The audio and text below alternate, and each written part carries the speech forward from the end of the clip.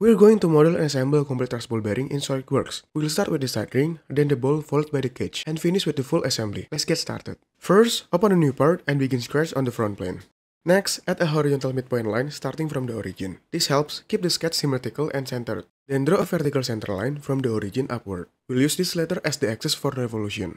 Now convert the horizontal line to construction geometry. This tells SolidWorks to ignore it when generating the solid. After that, sketch a rectangle that will define the body of the bearing in section view. To ensure the alignment, draw a horizontal line from the center of the rectangle to the vertical axis. Once your sketch is set, use Smart Dimension to define the height and the width of the rectangle.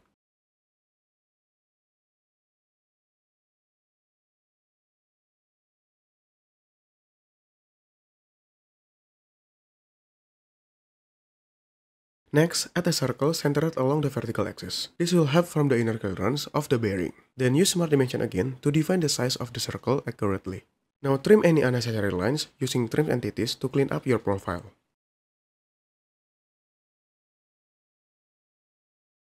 With your sketch complete, use Revolve feature to revolve it around the center line and create the 3D geometry. Finally, save this part as side thrust ball bearing. We'll need later for assembly. Let's move on to the ball. Start a new part, open a sketch on the front plane. Then draw a circle from the origin. This represents the cross-section of the ball. Now, draw a horizontal line that cuts through the circle to divide it in half. Once that done, define the circle's diameter using Smart Dimension.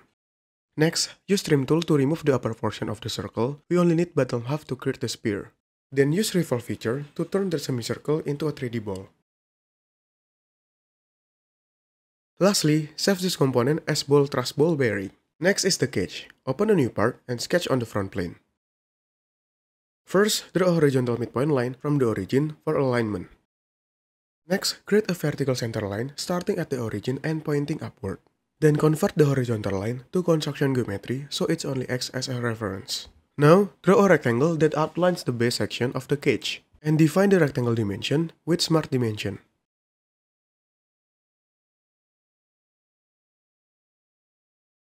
Once that's done, use Extrude feature to give the cage 3D model. Now we'll add a ball pockets, create a new sketch on the right plane. Then draw a vertical center line from the origin. Next, sketch a circle at the top end of the center line. This will act as the ball pocket. Use Smart Dimension to size the circle appropriately.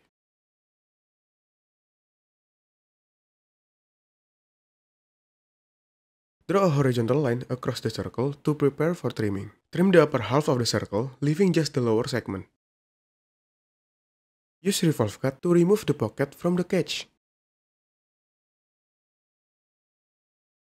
Now go to the heads-up toolbar and enable axis visibility. We'll use this axis for duplication. Use circular pattern to copy the cut around the axis.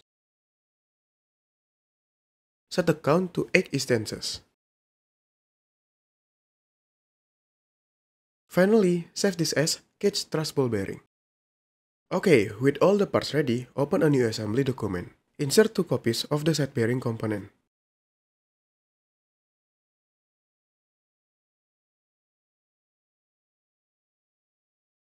Then mate the circular faces using concentric mate to align them along the same axis.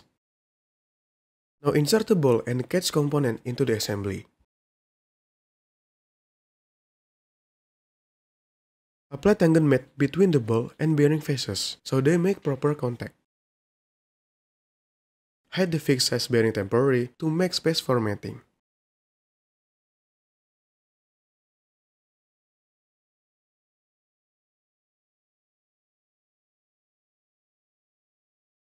Mate the front plane of the ball to the front plane of the bearing using coincident mate.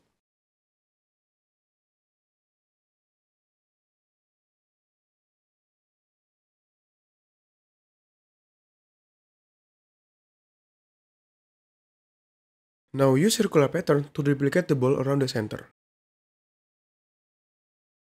Again, set the count to 8. Mate the axis of the cage with the bearing axis using the coincident mate. Then use concentric mate for the outer face of the cage and the inner face of the side bearing.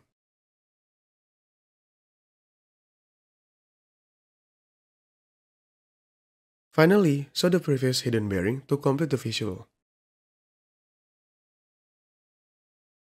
Use the fillet feature to smooth the outer edge of the side bearing.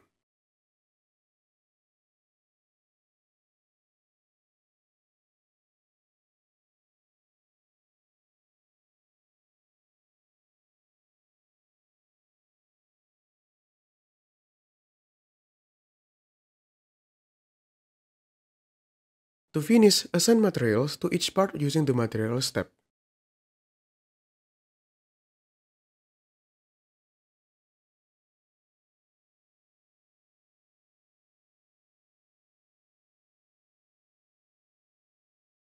And that's how to model a truss ball bearing in SolidWorks. If this helped, hit a like, drop a comment, and subscribe to Monarch Engineering.